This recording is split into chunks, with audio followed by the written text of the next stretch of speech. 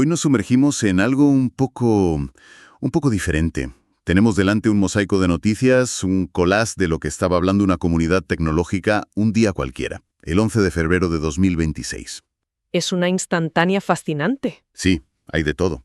Lanzamientos de IA que lo cambian todo, pequeños proyectos personales, polémicas de oficina que estallan y, lo más curioso, noticias que no tienen nada que ver con tecnología pero que acaparan toda la atención. Claro.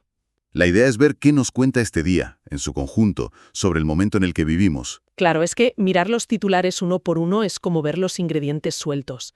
Lo que buscamos hoy es justo eso, encontrar la receta. ¿Y cuáles son los patrones? Pues eso, ¿cuáles son los sabores que dominan?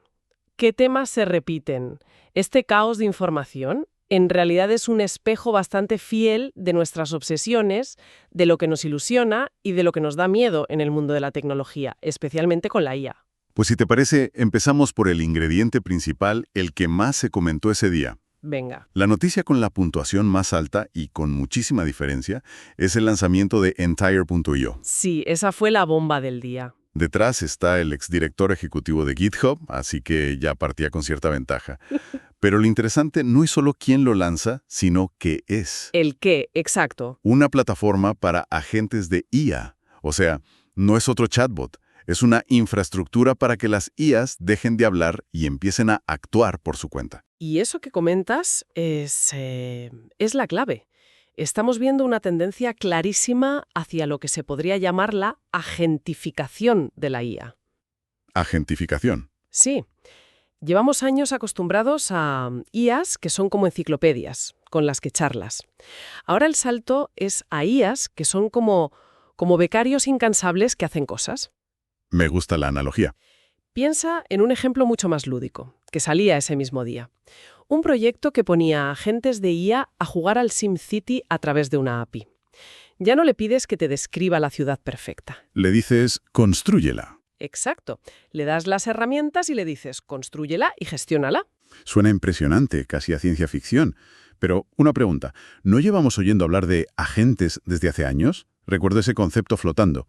¿Qué tiene de diferente esta vez para que de repente todo el mundo esté tan emocionado? Es una pregunta muy buena. ¿Es un salto real o solo marketing? Hay mucho de marketing, sí, pero también hay un salto cualitativo. Antes, un agente era poco más que un script glorificado. Ahora, con la capacidad de razonamiento de los nuevos modelos, estos agentes pueden planificar, corregir sus propios errores. Tienen más autonomía. Muchísima más. El de SimCity, por ejemplo, no sigue instrucciones, interpreta el estado del juego y toma decisiones. Que, por cierto, me encantaría ver si la IA es mejor que yo gestionando el tráfico. Ja, ja, ja. Seguramente sí, porque mis ciudades siempre acababan en un atasco monumental. Como las de todos. Y veo que esta idea de hacer cosas se está metiendo ya en el trabajo.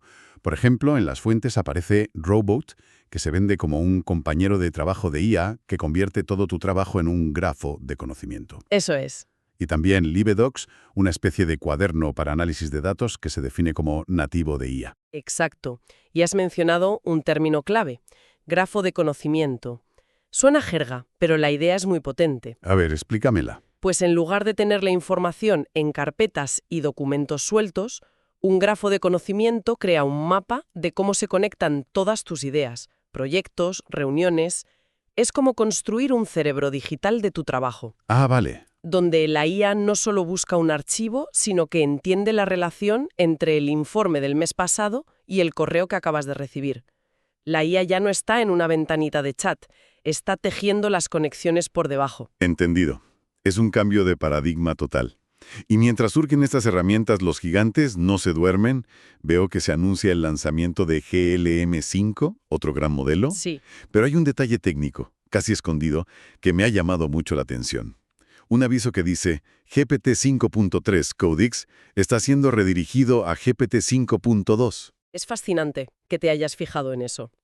Porque parece un apunte para ingenieros, sin importancia, pero en realidad cuenta una historia increíble. ¿El qué?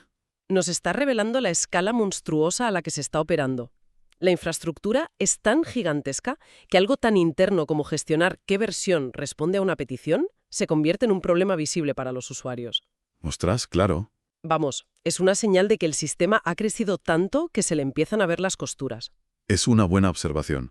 Es como si de repente viéramos las tuberías y los cables, algo que normalmente está oculto. Pero lo más curioso es el contraste. ¿A qué te refieres?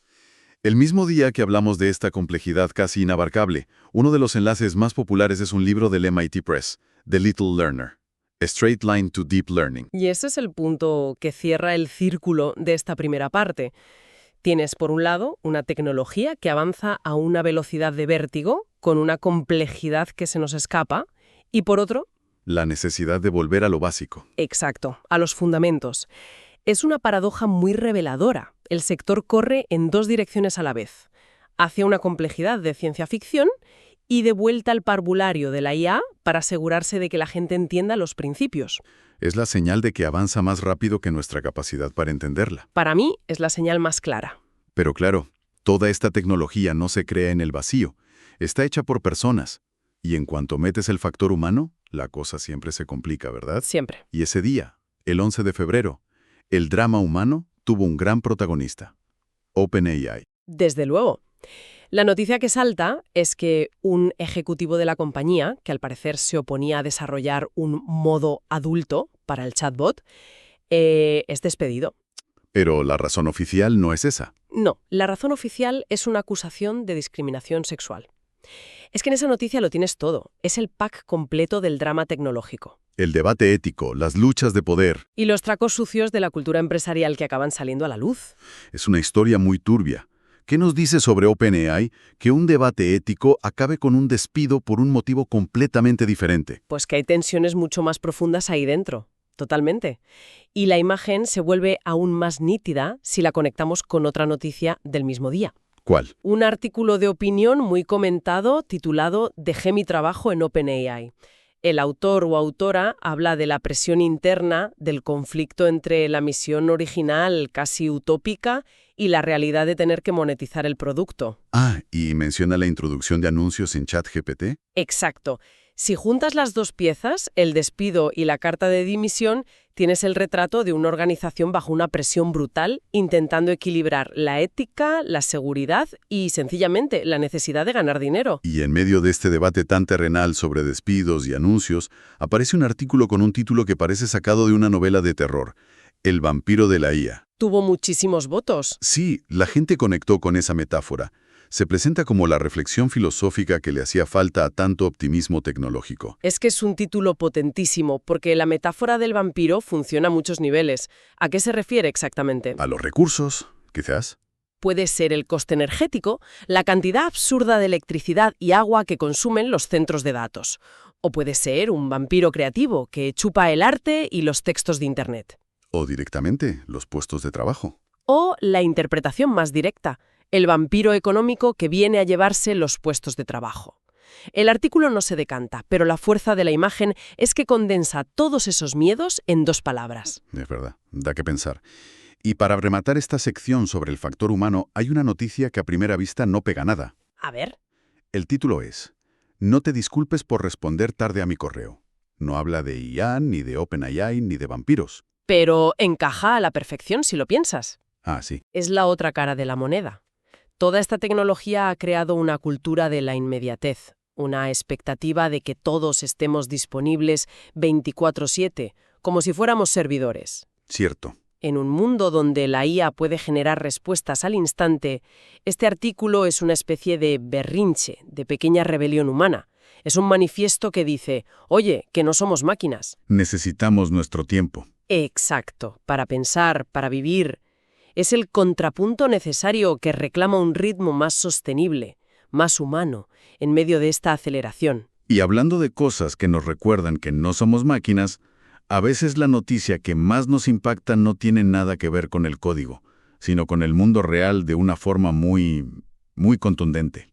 Y aquí es donde la jornada del 11 de febrero se pone verdaderamente extraña. Sí. Porque la segunda noticia más votada del día, por encima de casi todos los avances en IA, es esta. La FAA, la Administración Federal de Aviación de Estados Unidos, cierra por completo el espacio aéreo alrededor de El Paso, en Texas, durante 10 días. Todos los vuelos cancelados. Y lo más inquietante es que ninguna fuente da una sola razón. Silencio absoluto. Y claro, el misterio alimenta el debate. Pero la pregunta es, ¿por qué una noticia así fascina tanto a una comunidad de programadores, de gente que vive en lo digital? ¿Y por qué nos engancha tanto esa noticia, no? Yo creo que es porque nos da una bofetada de realidad. Es un recordatorio brutal de la fragilidad de todos nuestros sistemas. Vivimos en la nube, pero Nos creemos que vivimos en la nube, en lo abstracto del software, pero todo eso depende de cables, de aeropuertos, de centrales eléctricas. Y todo eso se puede romper, o en este caso, cerrar por una orden sin explicación. Vaya, nunca lo había visto así. O sea que para una comunidad que vive en la abstracción, un problema tan físico y opaco como un aeropuerto cerrado es un reality check brutal. Totalmente. Un recordatorio de que el mundo físico siempre tiene la última palabra. Exacto. Es la irrupción de lo real en lo digital. Y esa idea de disrupción, de que sistemas en los que confiamos ciegamente pueden fallar, aparece de otras formas ese mismo día. ¿Hay más? Hay otra noticia con menos repercusión, pero en la misma línea, que cuenta que un complemento para Cloud, uno de los grandes modelos de IA, estaba convirtiendo Google Calendar en un distribuidor de malware. Ostras. Eso es jugar sucio. Atacar el calendario. Es como si te hackearan el cerebro. Claro. Es una herramienta en la que delegamos nuestra vida, confiamos en ella sin pensarlo. Y de repente, ese sistema de confianza se convierte en la puerta de entrada de un ataque. Es una disrupción de la seguridad que se basa precisamente en explotar esa confianza ciega. Y podemos añadir una tercera capa de disrupción, que no es física ni digital, sino biológica. A ver, Una noticia que parece totalmente aleatoria. Un estudio sugiere que el eritritol, un edulcorante que está por todas partes, podría dañar la barrera hematoencefálica. Y aunque parezca que no tienen nada que ver, encaja en el patrón. encaja en el mismo patrón de disrupción inesperada. Explícate un poco más, porque a priori no veo la conexión. ¿Qué es esa barrera? La barrera hematoencefálica es básicamente el portero de alta seguridad que protege a nuestro cerebro de sustancias dañinas que puedan ir por la sangre. Es un filtro superselectivo. Vale. Y la noticia sugiere que este edulcorante, que considerábamos seguro, podría estar debilitando a ese portero. La conexión es el patrón. Algo que dábamos por sentado y seguro. El espacio aéreo, nuestro calendario, el edulcorante del café, de repente se revela como una fuente de riesgo. Entendido. O sea, 3 tipos de jarro de agua fría en un mismo día. Uno físico, uno digital y de seguridad, y uno biológico. Todos nos recuerdan lo vulnerables que son los sistemas. Si damos un paso atrás, el retrato del día es realmente completo. Tienes, por un lado, una fuerza imparable de innovación en IA, que se vuelve más autónoma, más potente. Por otro, tienes el factor humano, con sus dramas, sus conflictos éticos y sus luchas de poder dentro de las empresas que crean esa misma tecnología. Y como telón de fondo, tienes estas disrupciones del mundo real que nos gritan que no nos olvidemos de lo frágiles que somos. Es una mezcla de un optimismo tecnológico casi ciego con un pesimismo muy profundo sobre la naturaleza humana y la fiabilidad del mundo. Una era de contradicciones brutales. Totalmente. Estamos construyendo inteligencias artificiales capaces de gestionar ciudades virtuales, mientras a la vez discutimos si está bien o no disculparse por tardar en contestar un correo. Desarrollamos herramientas increíbles y al mismo tiempo descubrimos que pueden ser un caballo de Troya. Y nos fascina el lanzamiento de un nuevo modelo, pero nos obsesiona más un aeropuerto cerrado sin motivo aparente. Es la convivencia de lo sublime con lo mundano y lo frágil. Para terminar, me gustaría dejar una reflexión en el aire. Uno de los titulares de ese día, que apenas hemos mencionado, hablaba de un proyecto llamado Willow Protocols, protocolos para un futuro incierto. Me parece perfecto para cerrar. Después de ver esta mezcla de avances asombrosos, conflictos humanos tan viejos como el mundo y vulnerabilidades que nos pillan siempre por sorpresa. La pregunta que queda flotando es esa. Exacto. ¿Qué tipo de protocolos necesitamos para este futuro tan incierto? Y no hablo solo de protocolos de software o de seguridad. ¿No? A nivel más personal. ¿Cómo sería un protocolo personal, uno propio, para navegar este flujo constante de información, para darle sentido a esta mezcla de maravilla y caos? Quizás esa es la pregunta más importante de todas.